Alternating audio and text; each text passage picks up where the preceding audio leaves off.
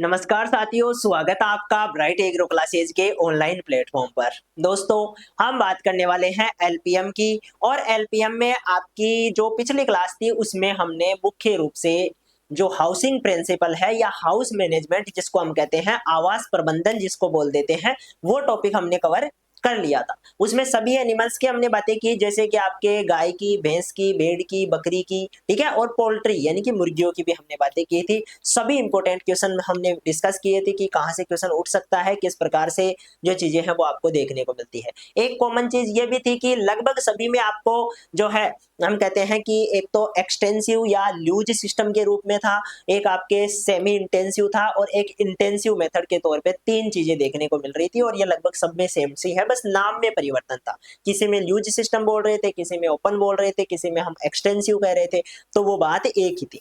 ठीक है। हाँ जी सरिता जी, गुड आफ्टरनून सभी को, गुड आफ्टरनून सभी को, राम राम। अब हम जो है क्लास स्टार्ट करते हैं। अपनी जो आज की क्लास रहने वाली है वो रहने वाली है मैनेजमेंट की। ठीक है। मैनेजमेंट किसका?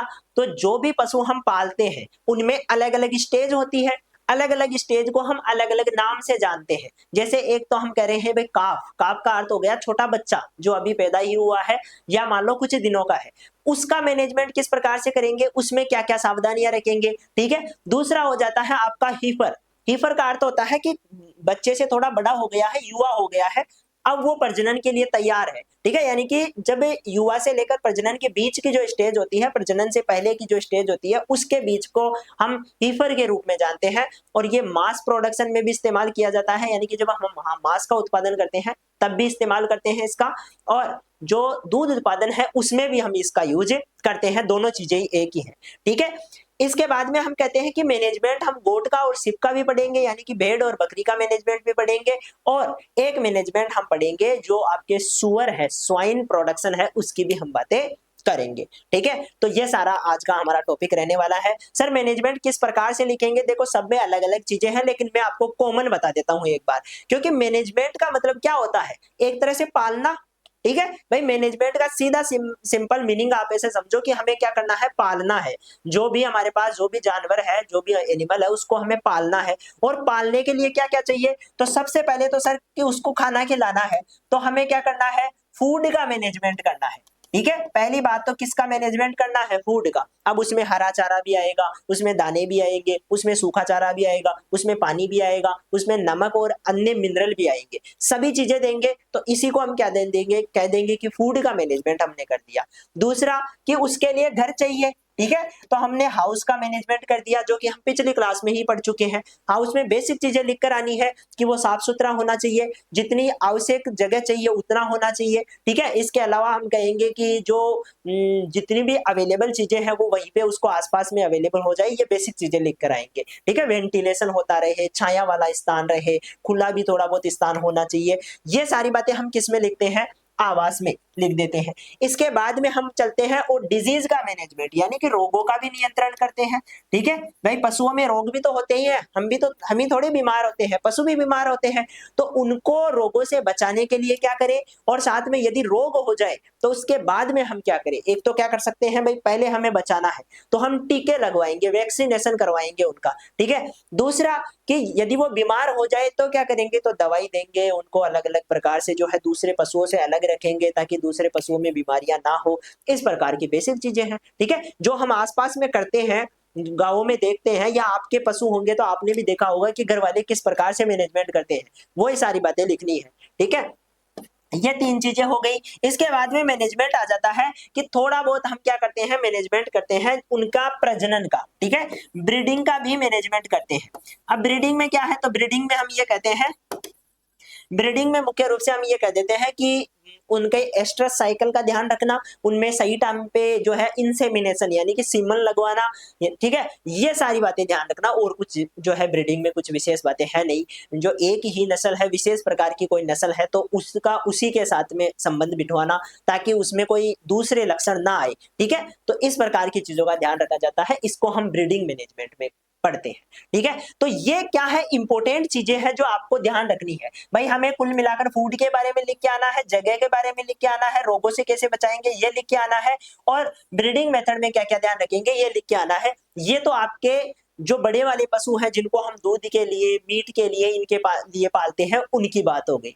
अब इसमें 2 चीज़ें बची हैं, एक तो बच्चों का मैनेजमेंट यानी कि जो काफ है उनका मैनेजमेंट कैसे करेंगे और दूसरा है हीपर, हीपर का मैनेजमेंट कैसे करेंगे, वो चीज़ें हम और ध्यान में दे लेते हैं। देखो, बच्चों के मैनेजमेंट की बात आती है तो जैसे ही बच्चा जन्म लेता है, जो छोटा एनिमल है वो जन्म लेता है तो उसमें बेसिक चीज़ें हम क्या करते हैं, आपने देखा होगा कि जो है सबसे पहले उसका जन्म लेते ही हम जो उसकी म्यूकस होती है यानी कि उसके कई जो झिल्लियाँ होती है उनको हटाते हैं, उसको श्वास लेने के लिए उनको हटा दिया जाता है ताकि वो अच्छे से श्वास ले सके, ठीक है? उसके बाद में उसका थोड़ा साफ-सुथरा करते हैं, या तो गाय-भैंस होती है वो खुद ही अपने जो बच्चा होता है उसको साफ कर लेती है, ठीक है? इसके अलावा उसको फिर जो है एक इम्पोर्टेंट पार्ट ये होता है कि उसको कोलेस्ट्रम पिलाया जाता है, ठीक है? और कोलेस्ट्रम में ये ध्यान रखा जाता है कि ये ना तो ज़्यादा पिए और ना कम पिए, क्योंकि ज़्यादा पिएगा तो भी नुकसान कर सकती है और कम पिएगा तो भी नुकसान हो सकता है, ठीक है?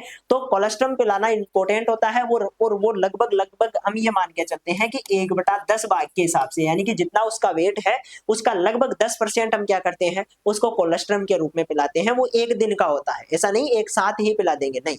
वो 1 दिन का, सुबह-शाम पिला रहे हैं या 3 टाइम पिला रहे हैं तो थोड़ा-थोड़ा करके उस हिसाब से पिलाएँगे, ठीक है? ये क्यों पिलाया जाता है? तो इसके कई काम होते हैं। एक तो क्या करता है, ये एंटीबॉडी के तौर पे जो नया बच्चा है उसका रोगों से सुरक्षा करता है, ठीक है? यानी कि उसकी इम्यूनिटी को मजबूत करता है, उसका प्रतिरक्षा तंत्र बढ़ाता है।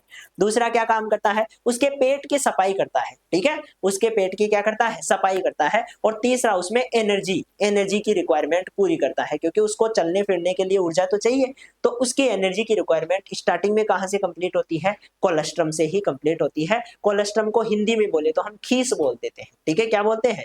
खीस बोल देते हैं। ये वाली चीजें आपको यहाँ पर ध्यान रखनी है। ये इसका मैनेजमेंट हो गया, टाइम टू टाइम उसको जो है दूध पिलाते रहे और जो है वो बड़ा होता रहे, तो उसमें जो दाने हैं, जो प्रोटीन वाला मटेरियल है वो ज्यादा ऐड करते रहे। बस यही बातें सीखने वाली थी इसमें। हीपर की बात करें तो हीपर में हम ये कहते हैं कि 2 प्रकार की चीजें होती है। एक तो हमें मांस उत्पादन प्राप्त करना है तो हम उसको प्रोटीन ज्यादा खिलाएंगे, प्रोटीन वाला मैटर ज्यादा खिलाएंगे। और यदि हमें उत्पादन करना है दूध का, तो जो गर्भवती है हीपर, मान लो उसका जो है वो एक तरह से प्रेग्नेंट है, तो उस टाइम पे हम क्या करते हैं, एक्स्ट्रा मटेरियल जो है इसके दाने के रूप में खिलाते हैं ताकि उसके बच्चे का सही ढंग से विकास हो सके। बस इन बातों का ध्यान रखना होता है। बाकी नॉर्मल बातें हैं, आप रोज देखते हो और रोज सीखते हो, ठीक है? तो इसमें अलग से बताने वाली कोई बात नहीं है। बेसिक बातें मैंने सारी आपको बता दी है। चलो तो फिर स्टार्ट करते हैं। सबसे पहले केयर एंड मैनेजमेंट ऑफ काफ। काफ का अर्थ होता है छोटा बच्चा, ठीक है? जो आपके गाय भैंस के जो बच्चे होते हैं उनको हम मुख्य रूप से काफ के रूप में जानते हैं, जिनको हम हिंदी में बछड़ा भी बोल देते हैं। तो इनके पोषण का प्रबंधन करें ताकि वे अच्छे तरह से विकसित हो सके, भविष्य में प्रतिस्थापन स्टॉक के रूप में उपयोगी बने। प्रतिस्थापन स्टॉक का मतलब होता है कि जो पहले से आपकी गाय भैंसे है उनकी जगह भी कोई दूसरा लेगा। जो पशु है वो भाई वो टाइम पे क्या हो जाएगी, बूढ़ी हो जाएगी, उनकी एज हो जाएगी, उसके बाद में वो दूध प्रोडक्शन उनका कम हो जाएगा, ठीक है? अब क्या करना है, तो उनकी जगह कोई दूसरा पशु लेगा और वो दूसरा पशु आपके ही बाड़े में क्या हो रहा है, बढ़ रहा है। तो ये चीजें आपको ध्यान रखनी है कि उसका सही से ग्रोथ का ध्यान रखे, उसकी सारी रिक्वायरमेंट कंप्लीट करे ताकि वो सही ढंग से उसको प्रतिस्थापित करे। एक नया पशु आपको दुधारू पशु के रूप में अच्छी मात्रा में दूध देने वाला मिले, इसलिए उनको हम ध्यान रखेंगे, ठीक है? ये सारी बातें हैं। अर्ली मैनेजमेंट क्या करेंगे, तो ये बेसिक बातें हैं। जो सलेस्मा है, बलगम है, उसको हटाएंगे, उसको श्वास लेने के लिए क्या करेंगे, उसके नाक को और इनको साफ कर देंगे, पशु के पास में रखेंगे। पशु उसको जो है मुख्य रूप से चाट कर साफ कर लेता है और उसमें तंदुरुस्ती आ जाती है। आप देखो थोड़ी देर के बाद में वो जो है ना छोटा बच्चा वो उछलने लग जाता है, 1 डेढ़ घंटे में तो वो इधर-उधर दौड़ने लग जाता है। तो वो जो फुर्ती है ना उसमें, वो यहीं से आई है, ठीक है? बाहर आने के बाद में जब वो बाहर की दुनिया को जानने लगता है तो फिर वो फुर्ती आ जाती है उसमें। तो इस प्रकार की चीजें देखने को मिलती है, उसका रक्त संचार बढ़ जाता है और इस प्रकार वो क्या कर देता है, चारों ओर से अपने आप को जो है दौड़ना स्टार्ट कर देता है। यदि ऐसा ना होता है, कभी-कभी क्या होता है कि जो पशु होता है वो उसको अच्छे से साफ नहीं कर पाता है, तो आप कोई बोरी या टाट लेकर उसको अच्छे से साफ कर सकते हो, खुद भी उसको सुखा सकते हो, ठीक है? ये चीज होती है। इसके बाद में कृत्रिम श्वसन भी हम दे सकते हैं, ये बेसिक बातें हैं। उसकी नाभि होती है उसको हम बांध देते हैं, देखा होगा आपने। इसके अलावा हम बोरिक एसिड एंटीबॉडी उसके लगा सकते हैं। जो गीला बिस्तर है, बिस्तर का अर्थ हो गया जो आसपास का लिटर है, यदि वहां पर गीलापन है तो उसको हटा दो, थोड़ा सूखा रखो ताकि उसमें कोई इन्फेक्शन, कोई जो कीट है वो ना लगे। ठीक है, बछड़े का वजन रिकॉर्ड कर लेंगे। वजन रिकॉर्ड इसलिए किया जाता है ताकि हम उसको कोलेस्ट्रम पिला सके। ठीक है, थन और स्तनों को क्लोरीन से धोकर सुखा लेंगे और सबसे पहले उसको कोलेस्ट्रम पिलाएंगे। कोलेस्ट्रम पिलाते समय क्या क्या बातें ध्यान रखते हैं ये हम कर ही चुके हैं। दूसरी बात, फीडिंग में क्या क्या, तो हम कोलेस्ट्रम पिलाएंगे। गाढ़ा और चिपचिपा होता है जिसमें विटामिन ए अच्छी मात्रा में पाया जाता है, प्रोटीन की अधिक मात्रा होती है। इसमें इम्यूनोग्लोबिन नाम की एक क्या होती है, प्रोटीन होती है, जो कि मुख्य रूप से क्या करती है, इसको रोगों से लड़ने में मदद करती है। बीमारियों से सुरक्षा करने का काम किसका है, इम्यूनोग्लोबिन का होता है। ये क्वेश्चन पूछा जा सकता है, ध्यान रखना। ठीक है, कभी कभी पूछ लेते हैं कि कोलेस्ट्रम में ऐसा क्या होता है कि वो जो काफ होता है, बच्चा होता है, बछड़ा होता है, उसको बचाता है रोगों से। ठीक है, तो वो एक प्रोटीन है और उसका नाम क्या है, इम्यूनोग्लोबिन प्रोटीन होती है। ठीक है, चलो इसके बाद में हम कहते हैं 3 दिन बाद में हम संपूर्ण दूध पिलाना स्टार्ट कर देते हैं। ठीक है, लगभग 10% तरल दूध पिलाना चाहिए। ठीक है, ये खीस का भी अनुपात वही है, दूध का भी वही है। अंतिम 5 से लेकर 6 लीटर प्रतिदिन, ये हम लगभग 10%, फिर बाद में 6 से लेकर 10 सप्ताह तक दूध पिलाना जारी रखें। अधिक दूध देने से काफ, स्कोरस यानी कि दस्त भी हो सकते हैं। ठीक है, ज्यादा दूध नहीं पिलाना चाहिए, कभी कभी हम बहुत ज्यादा पिला देते हैं, उसकी वजह से वो पच नहीं पाता है। ठीक है, ये चीजें हैं। मिल्क रिप्लेसर भी हम दे सकते हैं, यानी कि इसको क्योंकि दूध पे ही डिपेंड थोड़ी रहना है, जो आपका काफ है उसको कभी ना कभी तो हम दूसरी चीजें भी खिलाएंगे ना, तो दूध के साथ में ही उनको थोड़ा बहुत चारा, थोड़ा बहुत जो दाना है वो भी देना स्टार्ट कर देंगे रिप्लेसमेंट के तौर पे। ठीक है, एंटीबॉडी हम दे सकते हैं ताकि वो अच्छे से रोगों से लड़ सके। और ये जो जितनी भी चीजें हैं ये हम करेंगे। ये देखो आपके, ये जो है क्या है, ये सारे काफ है, छोटे बच्चे ही हैं, बछड़े ही हैं, इनको यहाँ पर पाला जा रहा है। देखो घास है चारों ओर, गमले रख रखे हैं और इनमें इनको चारा डाल रखा है, भाई खाओ मजे से खाओ। ये तीनों एक जगह खा रहे हैं, ये दो एक जगह खा रहे हैं, ये अकेली पता नहीं कहाँ भटक रही है और ये बच्चा इनका ध्यान रख रहा है। ठीक है, देखो कितना कितना छोटा सा बच्चा है। ठीक है, मैनेजमेंट कर रहा है, ये आपसे भी छोटा होगा, तो ये देखो कितना अच्छे से काम कर रहा है। सरिता कह रही है सर सेकंड सेमेस्टर के एग्जाम कौन से मंथ में होंगे, अभी तो टाइम है। ठीक है, अभी तो टाइम है, कोई टेंशन लेने वाली बात नहीं है, अभी तो आपके पास टाइम पड़ा है भाई। ठीक है, अभी कंफर्म नहीं है कब तक हो जाएंगे, लेकिन लेट ही होंगे अभी। ठीक है, चलो ये बातें हो गई। अब इसके बाद में आगे बढ़ते हैं, बात करते हैं कि जो काफ है उसका मैनेजमेंट किस प्रकार। वही बातें कि मैनेजमेंट में थोड़ी सी चीजें की जाती है। एक तो टैटूइंग कर देते हैं, ये देखो ये टैटू लगा रखा है। टैटू का अर्थ हो गया कि हम टैग लगा देते हैं। ठीक है, ताकि पहचाना जा सके, भाई सभी एक जैसे ही हो जाते हैं। जब हमारे पास एक ही नस्ल होती है तो ये पशु जो है एक जैसे दिखने लग जाते हैं, फिर हम पहचान नहीं पाते हैं कि ये कब का है, ये कब का है। ठीक है, तो उसके लिए हम क्या कर लेते हैं, पहले ही टैग लगा लेते हैं, डी हॉर्निंग कर लेते हैं। डी हॉर्निंग का अर्थ समझते हो, डी हॉर्न करने का मतलब होता है यहाँ पर कभी कभी क्या हो जाते हैं, इनके सींग उग जाते हैं, तो हम चाहते हैं कि इनके सींग ना उगे। ठीक है, क्योंकि वो खतरनाक होते हैं, भाई लग जाए कर जाए, बिना काम की चीजों को हम पहले ही क्या कर देते हैं, हटा देते हैं, तो डी हॉर्निंग हम कर देते हैं। ये चीज भी यहाँ पर ध्यान रखनी है। डी हॉर्निंग के लिए हम एक चीज काम में लेते हैं जिसको रेड हॉट आयरन भी बोल देते हैं, काफी गर्म होती है, कास्टिक पोटास भी काम में ले लेते हैं, और इलेक्ट्रिक विधि से भी हम डी हॉर्निंग करते हैं, ये भी पूछा जाता है। ठीक है, ये चीज भी आप ध्यान रखना। इसके लिए हम ये कहते हैं कि इससे क्या होती है, थोड़ी सी पीड़ा ज्यादा होती है। ठीक है, तो इसका कम इस्तेमाल करते हैं, बाकी कास्टिक पोटास का सबसे ज्यादा इस्तेमाल किया जाता है। ठीक है, ये चीजें ध्यान रखना। डीवर्मिंग यानी कि कीड़ों को मारने के लिए कीड़े मारने वाली दवा भी हम उनको खिलाते हैं। 2 से 3 सप्ताह की उम्र में ताजा पानी भी उपलब्ध कराना स्टार्ट कर देते हैं। ठीक है, इसके अलावा उनको इंडिविजुअल काफ पेन में भी रख सकते हैं। ये देखो इंडिविजुअल काफ पेन का अर्थ हो गया कि अकेला का एक ही घर है। ठीक है, इस अकेले का क्या है, एक ही रूम है और यहीं पे इसको पानी और यहीं पे इसको चारा दिया जा रहा है, दोनों चीजें एक ही जगह अवेलेबल है। ठीक है, पानी पीना चाहे तो पानी पी सकता है, चारा खाए तो चारा खा सकता है, अंदर इसके बैठने की जगह है, घूमने की जगह है। ठीक है, तो ये इंडिविजुअल काफ सिस्टम हो गया जिसमें अकेले पशु को एक जगह रखा जाता है। बाकी बेसिक चीजें हैं, कीड़े मारने की दवाएं, कास्ट्रेट कर देना, ये सारी चीजें हैं। ठीक है, दूसरी चीज है आपके हीपर। हीपर के बारे में मैंने बताया है, जो काफ होता है उससे थोड़ा सा बढ़ने के बाद में वो एक तरह से हीपर बन जाएगा। ठीक है, हीपर का अर्थ होता है कि ये युवा है। ठीक है, युवा बोल सकते हैं हम। अब वो क्या कर रहा है, ग्रोविंग स्टेज में है, यानी कि उसकी ग्रोथ फास्ट देखने को मिलती है।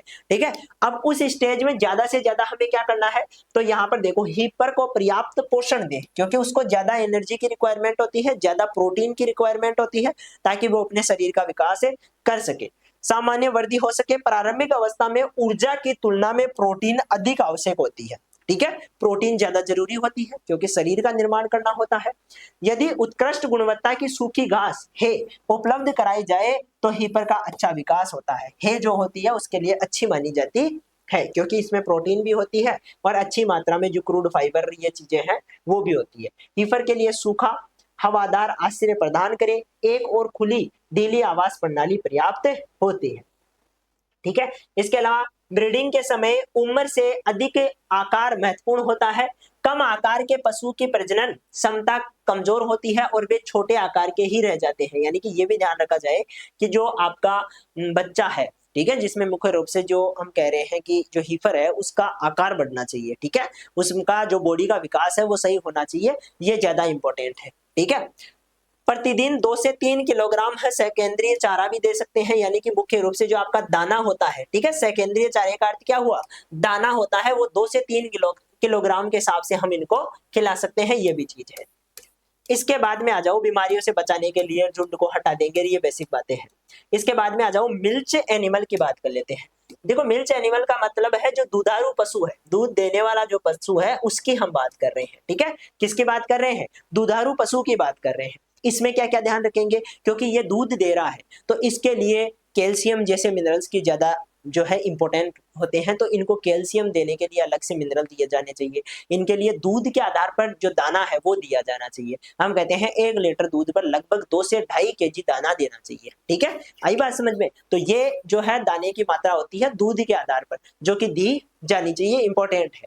इसके अलावा हम कहते हैं यदि लगभग 6 महीने की कोई प्रेग्नेंट गाय है या भैंस है तो उसको अतिरिक्त 1 केजी दाना बच्चे के विकास के लिए भी देना चाहिए। ये मैनेजमेंट होता है आपके मिल्क में। दूध लगभग 2 से 3 बार हम निकाल सकते हैं। बेसिकली हमारे जो गाँव में देखने को मिलता है वो तो 2 ही बार देखने को मिलता है, एक सुबह एक शाम। लेकिन जो हॉलिस्टर फ्रीजियन है या जो विदेशी गायें होती है इनमें दूध उत्पादन ज्यादा होता है, इसलिए कभी कभी 3 बार आपको देखने को मिल सकता है कि 3 बार दूध निकल जा रहा हो। ठीक है, जिससे क्या होगा, थोड़ा सा दूध उत्पादन भी बढ़ जाता है, 10 से 15% तक दूध उत्पादन क्या होता है, बढ़ जाता है।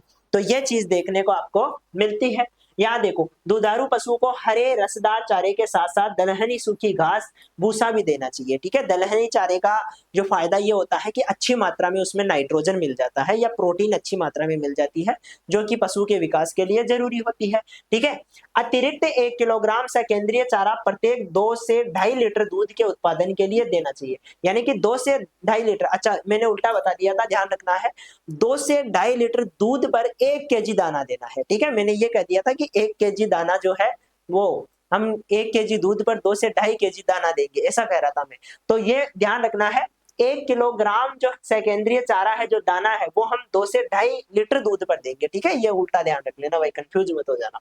इसके बाद में लवण और खनिज पूरक भी, जो चारा होता है ना वो भार के आधार पर दिया जाता है, नहीं कि वेट के आधार पर। ठीक है, ये जो यहाँ पर हम दूध दे रहे हैं, जो दूध के आधार पर दे रहे हैं वो मुख्य रूप से दाना है। ठीक है, तो दाने और चारे में अंतर होता है और दोनों चीजों को हम आगे की क्लासेज जो होगी हमारी उसमें समझेंगे भी कि चारा क्या होता है, दाना क्या होता है, दोनों में अंतर क्या है, ये चीज हम आगे क्लासीफाई करेंगे, समझेंगे।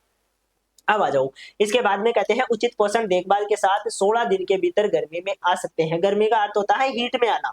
ठीक है, गर्मी का अर्थ क्या है, हीट में आना, यानी कि पशु में जो हीट के संकेत होते हैं वो लगभग 16 दिन के बाद में दोबारा से रिपीट होते रहते हैं। 16 से लेकर 20 दिन के अंतराल पर रिपीट होते रहते हैं, अलग अलग पशुओं में अलग अलग होते हैं, ये आपको ध्यान रखना है। प्रत्येक पशु को उसकी दूध उत्पादन क्षमता के अनुसार भोजन देना चाहिए, जितना ज्यादा दूध उत्पादन उतना ही ज्यादा उसको भोजन देना चाहिए। ठीक है, ये बेसिक बातें हैं बहुत सारी। एक ये भी ध्यान रख लेना, देखो दिन में 3 बार दूध उत्पादन देने में 2 बार दूध देने की तुलना में 10 से 15% दूध उत्पादन बढ़ जाता है। ठीक है, 3 बार निकालने की वजह से, लेकिन हमारी वाली जो गाय भैंसे हैं वो 2 ही बार देती है। ठीक है, 3 बार देती नहीं है, निकाले कैसे सर? ठीक है, तो आप मत लग जाना कि घर वालों को कहने लग जाओ कि सर हमारे तो जो है हमारे सर ने पढ़ाया है कि 3 बार दूध दे निकालेंगे ना तो 10 से 15% दूध बढ़ जाएगा। ठीक है, तो आज से हमारे भी जो पशु है या गाय है भैंस है उनका 3 बार दूध निकालेंगे। ठीक है, घर वाले पीछे पड़ जाएंगे कि कहाँ से पढ़ के आया है तू। ठीक है, तो ये मुख्य रूप से क्या होता है, जो विदेशी गाय है ना उनमें इस्तेमाल किया जाता है। बाकी हमारे वाली जो गाय भैंसे होती है वो इतना ही तो दूध देती है, तो सुबह शाम हम निकाल लेते हैं और ज्यादा कोई इंपॉर्टेंट बात है नहीं। ठीक है, दूध दोहने की विधि सही होनी चाहिए, तेजी से, सतत और सूखे हाथों से बिना झटके पूरा दूध निकाल लेना चाहिए। अंगूठी व तर्जनी उंगली का उपयोग करने के बजाय पूरी हथेली का उपयोग करें। ठीक है, ये बेसिक बातें हैं। हम ये भी कहते हैं कि दूध उत्पादन की जो सबसे सर्वोत्तम विधि है वो संपूर्ण हाथ का उपयोग करना है। ठीक है, जब हम अंगूठेकार इनका इस्तेमाल करते हैं तो जो थन होते हैं गाय भैंस के उनमें क्या हो जाती है, कभी कभी गांठें बन जाती है। ठीक है, तो उनसे बचने के लिए हम क्या कर सकते हैं, संपूर्ण हथेली का या संपूर्ण हाथ का हम इस्तेमाल कर सकते हैं। ठीक है, ये सारी बातें हो गई। इसके बाद में आ जाओ, आप आगे आ जाओ, हम चलते हैं मैनेजमेंट ऑफ गोट। अब देखो यहाँ से जो है मैनेजमेंट आपको थोड़ा सा अलग देखने को मिलेगा, क्योंकि वहां पर हम क्या कर रहे थे, एक फिक्स स्टेज में देख रहे थे। जैसे जो आपका ये है काफ है, उसकी एक पर्टिकुलर स्टेज है, पर्टिकुलर एज है। उसके बाद में हीफर, उसकी एक पर्टिकुलर एज है। जो और जो जो आपका मिल्किंग है, यानी कि दूध देने का जो टाइमिंग है या पशु है, उसकी एक पर्टिकुलर स्टेज है। तो इनकी सबकी स्टेज है, तो स्टेज के आधार पर देख रहे हैं। यहाँ पर हम मैनेजमेंट कर रहे हैं संपूर्ण उनके जीवन का। ठीक है, लंबी जो अंतराल है उसकी बात कर रहे हैं, तो इनमें सारी चीजों का ध्यान रखेंगे। जैसे कि यहाँ पर हाउसिंग मैनेजमेंट, सबसे पहले तो बकरियों को हवादार, सूखा, साफ सुथरा आश्रय होना चाहिए, इतनी उनके लिए जगह होनी चाहिए। ठीक है, बारिश से बचाना है, सर्दी से बचाना है, वही बेसिक बातें जो हम पहले की क्लास में पढ़ चुके हैं। फीडिंग की बात करें तो सूखे हरे चारे सेकेंद्रीय देने चाहिए, 250 से लेकर 300 ग्राम जो सेकेंद्रीय चारा है, जिसको हम मुख्य रूप से दाने के रूप में जानते हैं, वो देना चाहिए। बकरियों को अधिक मात्रा में दलहनी, जैसे बरसीम हो गई, ल्यूसन हो गया, इनकी चारा ज्यादा खिलाना चाहिए। प्रजनन में 8 से 12 सप्ताह की उम्र में प्रजनन के लिए ये तैयार हो जाती है। ठीक है, स्वस्थ और अच्छी नस्ल के नर बकरों का चयन करना चाहिए। 145 से 155 दिन का गर्भकाल होता है। ये बेसिक बातें हो गई। फिर आता है हेल्थ मैनेजमेंट, वही रोगों का ध्यान रखो, टाइम टू टाइम इनकी जांच करवाओ, वैक्सीनेशन यानी कि जो टीके हैं वो लगवाओ। ये बातें आपके किस में हो गई, हेल्थ में हो गई। फिर आता है किड, इनके बच्चों का मैनेजमेंट कैसे करें, तो अभी हम ऊपर पढ़ के आए हैं कि काफ का मैनेजमेंट कैसे करें, वो ही सारी बातें हैं कि कोलेस्ट्रम पिलाए। ठीक है, जो माता का गाढ़ा दूध होता है उसको पिलाए और उसको बीमार होने से बचाए, साफ सुथरी जगह पर उसको रखना चाहिए। दूध दोहने की विधियों में हमने कह ही दिया कि साफ सुथरा, अच्छे से परीक्षण किया हुआ और जो हथेली है, संपूर्ण हथेली है, उसका इस्तेमाल करते हुए दूध निकाले। तो ये बेसिक बातें हैं, इनको हम क्या पढ़ेंगे, पहले भी पढ़ चुके हैं। इसके बाद में आ जाता है भेड़। लगभग भेड़ और बकरी का जो मैनेजमेंट होता है वो सेम ही होता है। जो हम कहते हैं स्पेसिंग भी लगभग सेम है, दूध उत्पादन भी इनका लगभग सेम है, रोग भी लगभग एक जैसे ही होते हैं। ठीक है, तो बेसिकली हम इसमें भी वैसे ही चीजें लिखते हैं जो कि आपके किस में आती है, बकरी में आ जाती है। ठीक है, वही सूखी हवादार साफ सुथरी जगह होनी चाहिए, इतना एरिया होना चाहिए, अच्छी जल निकासी होनी चाहिए। आहार प्रबंधन में हरा, सूखा और सेकेंद्रीय चारा देंगे, वही 250 से 300 ग्राम सेकेंद्रीय चारा खिलाएंगे। ठीक है, प्रजनन में वही 12 से लेकर 18 महीने की उम्र में सबसे पहले ये प्रजनित हो जाती है। ठीक है, हम रेम जो भेड़े होती है उनको नर भेड़ के रूप में रेम जानते हैं। ये बातें हो गई। 45 से 55 दिन का गर्भकाल इनकी अवधि होती है। स्वास्थ्य की बात करें तो वही एफएमडी रोग होता है। ठीक है, एरोटॉक्सिन, भेड़ पॉक्स, इस प्रकार की बीमारियां होती है, इनका ध्यान रखेंगे, टीके लगवाते रहेंगे। नवजात मेमनों की देखभाल भी हम उसी प्रकार से करेंगे जिस प्रकार हम काफ का मैनेजमेंट करते आए हैं। ऊन, हाँ ऊन इसमें अलग चीज है। ठीक है, क्योंकि बकरी से ऊन नहीं मिलती है लेकिन भेड़ से ऊन मिलती है। तो भेड़ों को हर साल 1 से 2 बार ऊन की कताई करनी चाहिए। ठीक है, गर्मी से पहले कतराई यानी कि काटना सूखी और साफ जगह में करनी चाहिए ताकि संक्रमण से बचा जा सके। ऊन काटने के बाद भेड़ों को छांव में रखें ताकि धूप से झुलसने से बचा जा सके। ठीक है, ये वाली बेसिक बातें जब ऊन कतरते हैं उस टाइम पर ध्यान रखते हैं। इसके बाद में चराई प्रबंधन, वही चारा उपलब्ध कराओ, हरा खिलाओ, सूखा खिलाओ और रिकॉर्ड भी रख लेते हैं, सारी बातों का ध्यान भी रखते हैं। हाँ, यहाँ से देख लेते हैं सुकर या जिसको हम स्वाइन या जिसको हम सुअर बोलते हैं। ठीक है। सुअर का जब प्रोडक्शन की बात आती है, उत्पादन की बात आती है, तब हम थोड़ा सा डिस्कस कर लेते हैं, क्योंकि ये थोड़ा सा अलग है। अलग कैसे है? तो आवास, हाउसिंग मैनेजमेंट की सबसे पहले बात करते हैं। सुअर को अच्छी, सूखी और साफ सुथरी जगह पर रखना चाहिए ताकि बीमारी से बचा जा सके। फिसलन मुक्त, सफाई में आसान, अच्छे जल निकास वाला बनाना चाहिए। अधिक गर्मी, ठंड व बारिश से इनको बचाना चाहिए। ये अलग अलग जो सुअर है, पिगलेट यानी कि छोटे सुअर जो बच्चे होते हैं उनका मैनेजमेंट, बढ़ते हुए सुअर है उनका मैनेजमेंट, और वैक्स सुअर उनका मैनेजमेंट। इस प्रकार से सभी के लिए हम मैनेजमेंट करते हैं, इतना इतना एरिया रखते हैं। आहार की बात करें तो पिगलेट को लगभग हमें माँ का दूध और शुरुआती आहार देना चाहिए। बढ़ते हुए सुअर को हमें प्रोटीन युक्त भोजन खिलाना चाहिए। जो मांस उत्पादन के लिए फिनिशर हम पाल रहे हैं वो ऊर्जा युक्त आहार खिलाना चाहिए उनको, और प्रजनन के लिए खनिज और विटामिन देने चाहिए। ठीक है, ये बेसिक बातें होगी। प्रजनन में 8 से 9 माह की उम्र में प्रजनन के लिए ये तैयार हो जाते हैं। 114 दिन का इनका गर्भ धारण की अवधि होती है। ठीक है, जो अतिरिक्त पोषण दे ताकि स्वस्थ पिगलेट पैदा हो सके। जो गर्भवती सुअर है उसको अतिरिक्त हम पोषण दे सकते हैं, जैसा कि हम सभी पशुओं में करते हैं। ठीक है भाई, पशु यदि गर्भित है तो उसको 6 महीने के बाद में हम क्या करने लग जाते हैं, एक्स्ट्रा जो चारा है या जो दाना है वो देना स्टार्ट कर देते हैं। यदि प्रसव प्रबंधन की बात करें तो इसमें 1 से 2 सप्ताह पहले अलग से हम क्या कर सकते हैं, जो फोरोइंग पेन है उसमें रखेंगे, एक अलग से जगह रखेंगे, उसमें रखेंगे। 6 घंटे के अंतराल पर हम जो है कोलेस्ट्रम पिलाएंगे बच्चे को, पिगलेट को, और विनिंग का प्रबंधन करेंगे। माँ से अलग रखने का भी प्रबंधन इसमें होता है। स्वास्थ्य के लिए वही रोगों से हमें क्या करना है, बचाना है। उनको अलग अलग प्रकार की जो टीके हैं वो लगवाने हैं। ये कुछ रोग हैं जो कि आपको सुअर में देखने को मिलते हैं। स्वाइन फीवर हो गया, खुरपक्का मुंह पक्का हो गया, न्यूमोनिया हो गया, पेट के कीड़े हो गए, और डायरिया, दस्त हो गए। ये सारे किस में लगते हैं, सुअर में लगते हैं। अपशिष्ट प्रबंधन की बात करें तो मलमूत्र को सही निस्तारित कर दो। रिकॉर्ड कीपिंग यानी कि रिकॉर्ड भी हम रखेंगे। ये देखो लिख कर आए तो ठीक है, नहीं तो ज्यादा नहीं भी लिखे तो कोई बात नहीं। ठीक है, रिकॉर्ड कौन रखता है, कोई नहीं। जो बड़े फार्म होते हैं उनमें रखे जाते हैं, बाकी कोई ज्यादा नहीं रखता है। लाभप्रद मार्केटिंग और प्रॉफिटेबिलिटी, किस प्रकार से हम बेचेंगे, ये बात भी इसमें इंपॉर्टेंट होती है। और यहाँ पर सभी प्रकार के मैनेजमेंट आपके कंप्लीट हो जाते हैं। बात समझ में आई क्या? इसमें कुछ नहीं है, आपको 3 चीजों का ध्यान रखना है कि आवास का मैनेजमेंट कैसे करेंगे, रोगों का मैनेजमेंट कैसे करेंगे, ठीक है, खाने का मैनेजमेंट यानी कि उनके फूड का मैनेजमेंट कैसे करेंगे। ये सारी बेसिक बातें ध्यान रखनी है। ठीक है, इसके अलावा एक प्रजनन का ध्यान रख लो कि प्रजनन किस प्रकार से करवाएंगे। इन 4-5 पॉइंट्स में बातें लिख के आ जाना, यदि आपको डायरेक्ट जो भेड़ बकरी और इनके लिए सुअर के लिए पूछे तब तो। और यदि आपको काफ के लिए पूछे, ठीक है, जो मिल्किंग पशु है जिसको हम कह रहे हैं कि मल्च एनिमल है, उसके बारे में पूछ लिए, या फिर हीफर के बारे में पूछे, तो जो स्पेसिफिक पॉइंट है उनका ध्यान रखोगे। बाकी जो है बेसिक चीजें, वेंटिलेशन वाला आवास होना चाहिए, ठीक है, रोगों से बचाना चाहिए, यही वही बातें जो हम बेसिकली देखते हैं आसपास में, फॉलो करते हैं, वही बातें आपको लिख के आनी है। ठीक है, एक्स्ट्रा ऑर्डिनरी कुछ भी नहीं है। तो ये हमारा टॉपिक था जो हमने आज कंप्लीट किया है। आई होप आपको सारी चीजें समझ में आई होगी। यदि किसी प्रकार की कोई आपको प्रॉब्लम हो तो आप कमेंट कर सकते हो, और साथ में जो हमारे नंबर रहते हैं उन पे कांटेक्ट भी कर लिया करो। ठीक है, किसी भी प्रकार की कोई भी आपको प्रॉब्लम हो तो।